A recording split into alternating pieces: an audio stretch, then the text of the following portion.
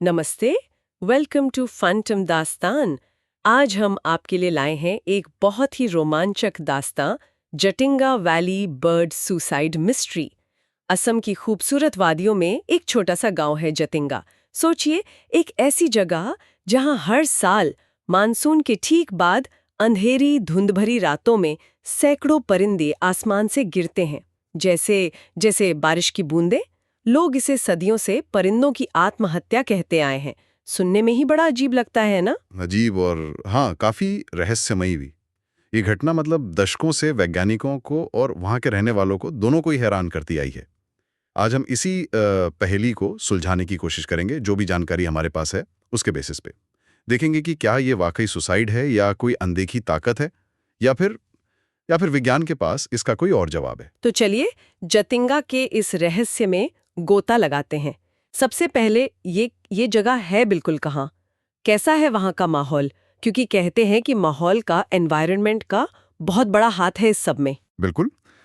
जतिंगा जो है वो असम के दीमा हसाओ जिले में है। गुवाहाटी से अगर देखें तो करीब 330 किलोमीटर दक्षिण में पड़ेगा। और ये कोई मैदानी इलाका नहीं है, समुद्र तल से करीब 2400 फीट की ऊंचाई पर बसा है। अच्छा, यानी पहाड़ी इलाका हुआ। हाँ, और वो भी खास तरह का। ये एक घाटी में बसा हुआ गांव है जिसके चारों तरफ ना घने जंगल वाले पहाड़ हैं। ये बराइल रेंज का हिस्सा है। अब इमेजिन कीजिए जैसे कटोरी सी हो और उसके ठीक बीच में गांव बसा है और चारों तरफ ऊंचे हरे भरे पहाड़ हैं। समझ गए।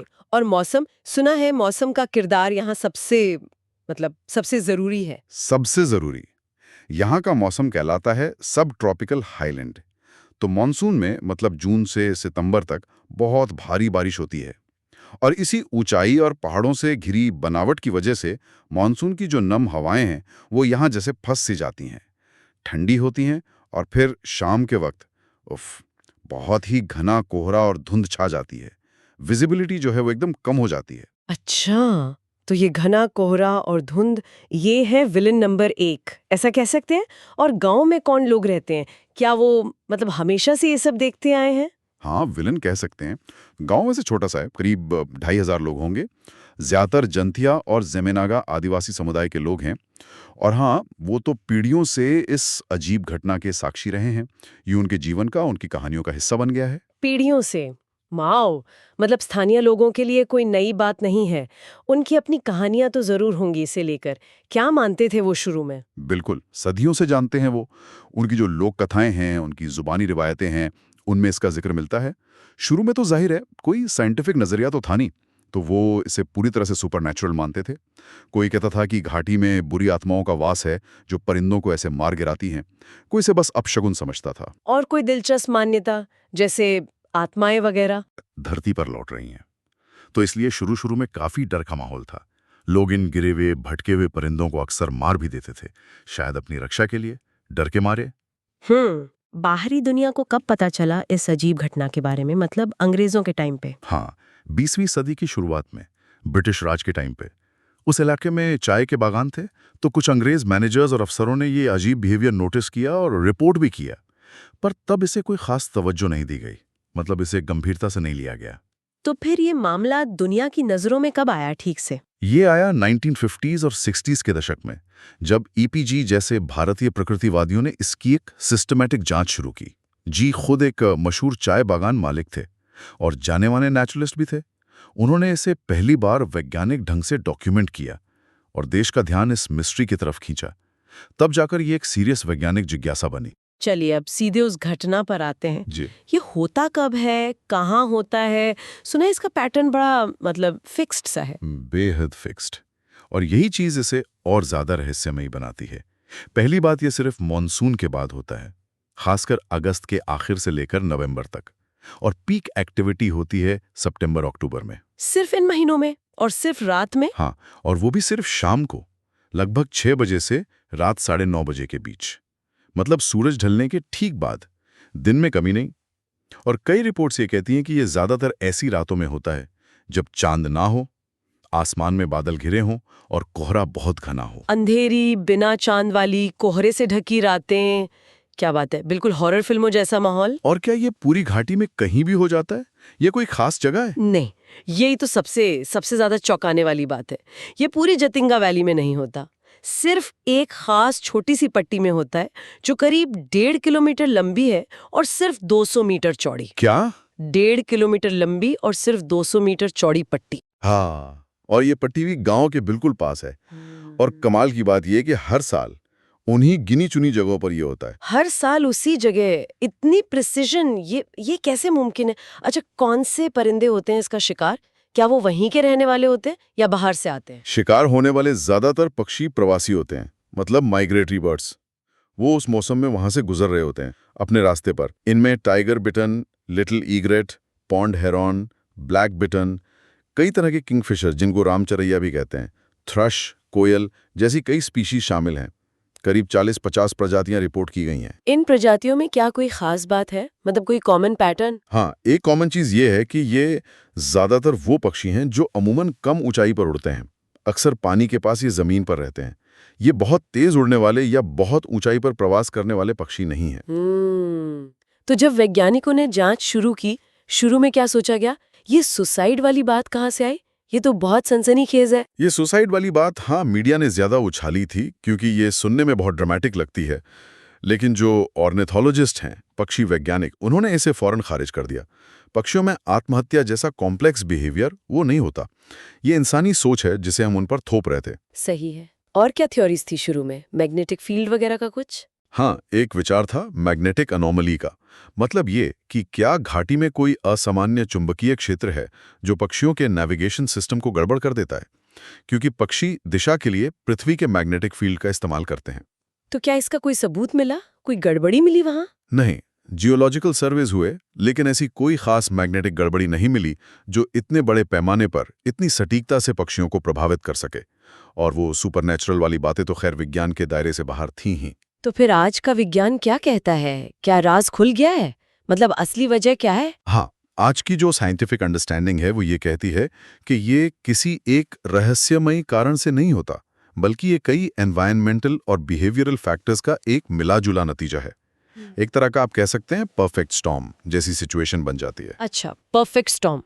चलिए इसकी परतें खोलते हैं एक एक करके। हाँ। पहला फैक्टर क्या है? पहला और शायद सबसे अहम वो है मौसम की वजह से डिसोरिएंटेशन, यानी दिशा भ्रम। जैसा हमने पहले बात की, मॉनसून की शामों में घना कोहरा, नीचे लटकते बादल और कभी-कभी तेज हवाएं।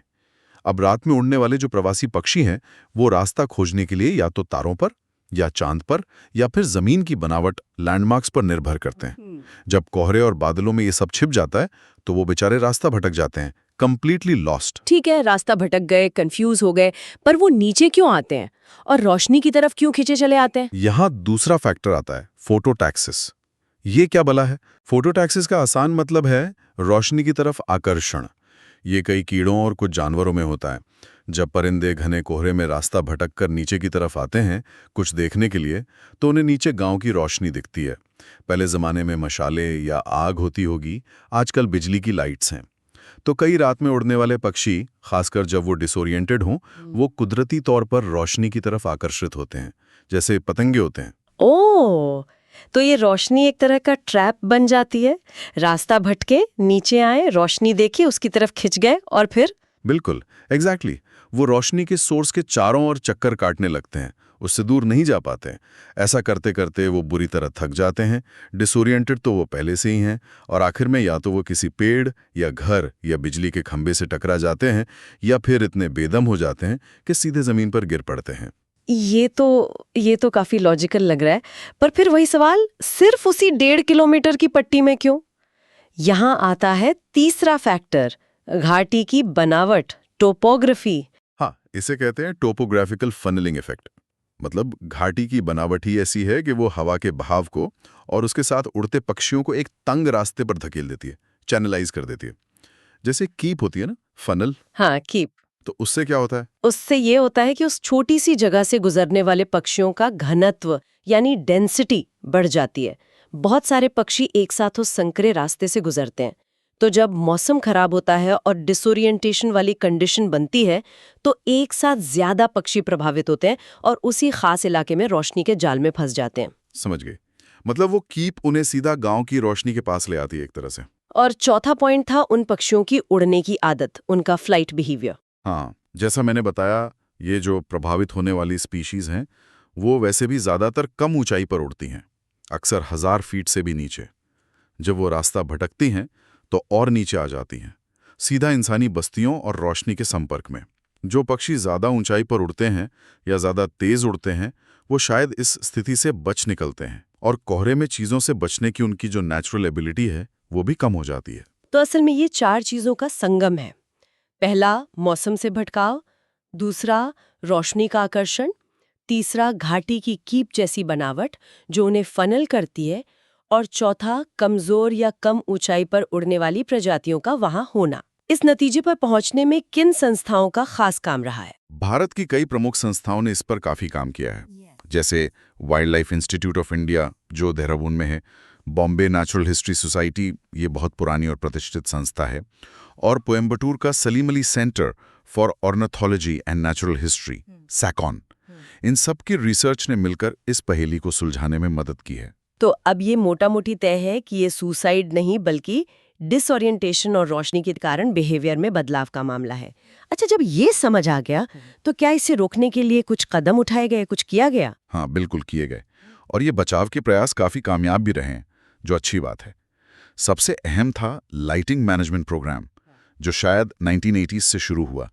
गांव वालों को समझाया गया, जागरूक किया गया कि पीक महीनों में यानी सितंबर-अक्टूबर में शाम के वक्त बाहर की रोशनी कम रखें। उन्हें कम तीव्रता वाली डायरेक्शनल लाइटें दी गईं, ताकि रोशनी सीधी ऊपर आसमान में न फैले और पक्षियों को न खींचे। कुछ खास इलाकों में शाम 7 से 10 बजे के बीच डार्क जोन भी बनाए गए। और इसका असर हुआ? क्या पक्षियों का गिरना कम हुआ? हाँ, रिपोर्ट्स बताती हैं कि इससे पक्षियों के गिरने की घटनाएं 40 से 60% तक कम हो गई। ये बहुत बड़ी कामयाबी मतलब थी। सिर्फ रोशनी मैनेज करने से इतना फर्क पड़ा। वाह, ये तो कमाल है। और लोगों का रवैया भी बदला होगा, जो पहले डरते थे या शायद मार देते थे। बिल्कुल, कंजर्वेशन ग्रुप्स ने और फॉरेस्ट डिपार्टमेंट ने काफी जागरूकता फैलाई। डर की जगह धीरे धीरे सहानुभूति और जिज्ञासा ने ले ली। स्थानीय युवाओं को बर्ड गाइड बनने की, कंजर्वेशनिस्ट बनने की ट्रेनिंग दी गई। अब वो लोग खुद इन गिरे हुए पक्षियों को बचाने में आगे आते हैं। उन्हें बचाया कैसे जाता है? मतलब वो गिरते हैं तो? पीक सीजन में जब ये घटना होती है, तो वहां अस्थायी बचाव केंद्र, मतलब टेम्पररी रेस्क्यू स्टेशंस बनाए जाते हैं। ट्रेन्ड वॉलंटियर्स होते हैं जो गिरे हुए पक्षियों को बहुत सावधानी से पकड़ते हैं। उन्हें रात भर सुरक्षित रखा जाता है, और फिर अगली सुबह जब मौसम साफ होता है और वो रास्ता देख सकते हैं, तब उन्हें छोड़ दिया जाता है। अगर कोई पक्षी घायल हो तो उसका इलाज भी किया जाता है। डर और अंधविश्वास से संरक्षण और बचाव तक का ये सफर तो सच में कमाल का है। और अब तो ये जगह पर्यटन के लिए भी मशहूर हो गई है ना, इको टूरिज्म। हाँ, जतिंगा अब एक बहुत ही यूनिक इको टूरिज्म डेस्टिनेशन बन गया है। ये अनोखी घटना दुनिया भर के ऑर्निथोलॉजिस्ट्स, रिसर्चर्स और जिज्ञासु पर्यटकों को अपनी तरफ खींचती है। वहाँ अब लॉज बन गए हैं, व्यूइंग प्लेटफॉर्म बने हैं, जहाँ से लोग सुरक्षित दूरी से ये देख सकें। इससे स्थानीय लोगों को आमदनी का एक अच्छा जरिया भी मिला है। वो गाइड बनते हैं, होमस्टे चलाते हैं। मतलब लोगों की सोच में एक पूरा कल्चरल शिफ्ट आया है। बिल्कुल, जहां 1960s से पहले डर और अंधविश्वास था, वही 60s से 90s के बीच वैज्ञानिक जानकारी आने पर जिज्ञासा बढ़ी, और अब 2000s के बाद से वो इसे अपनी एक अनोखी पहचान मानते हैं, इस पर गर्व करते हैं, इसके संरक्षण में हिस्सा लेते हैं, और पर्यटन से होने वाले आर्थिक लाभ को भी पहचानते हैं। ये कम्युनिटी बेस्ड कंजर्वेशन का एक बेहतरीन उदाहरण है। लेकिन क्या सारे रहस्य सुलझ गए हैं, या अब भी कुछ सवाल बाकी हैं जिनका जवाब मिलना बाकी है? कुछ सवाल तो अब भी हैं जिनके पक्के जवाब शायद अभी तक नहीं मिले हैं। जैसे सबसे बड़ा सवाल वही है, ये घटना इतनी सटीक उसी 1.5 किलोमीटर लंबी और 200 मीटर चौड़ी पट्टी में ही क्यों होती है? टोपोग्राफी और मौसम कुछ हद तक समझाते हैं, पर इतनी प्रिसिजन क्यों? क्या उस खास पट्टी में हवा का बहाव, या कोहरे का घनत्व, या रोशनी का एंगल, या जमीन के नीचे कुछ और है जो इतना लोकलाइज्ड इफेक्ट पैदा करता है? ये पूरी तरह से अभी तक क्लियर नहीं है। हाँ, ये प्रिसिशन वाली बात वाकई सोचने वाली है। और ये भी कि सिर्फ कुछ खास स्पीसीज ही क्यों ज़्यादा प्रभावित होती हैं। ठीक है, वो कमज़ोर उड़ान भरती हैं, पर क्या कोई और भी कारण है, कोई खास वल्नरेबिलिटी? बिल्कुल, और एक बड़ा सवाल ये भी है कि इतने सालों में पर्यावरण में इतने बदलाव हुए हैं, डिफॉरेस्टेशन हुआ है, क्लाइमेट चेंज हो रहा है, डेवलपमेंट हो रहा है, इन सब के बावजूद ये घटना लगातार कैसे हो रही है? क्या ये पक्षी अडैप्ट नहीं कर रहे हैं, या कोई ऐसा स्थिर कारक है जिसे हम अभी तक समझ नहीं पाए? और क्या दुनिया में ऐसी और भी जगह हैं जिनके बारे में हमें पता नहीं? Makes you wonder, doesn't it? Jatinga अपनी परिस्थितियों के कारण सबसे नाटकीय और प्रसिद्ध उदाहरण है, पर ये बिल्कुल अकेला नहीं है।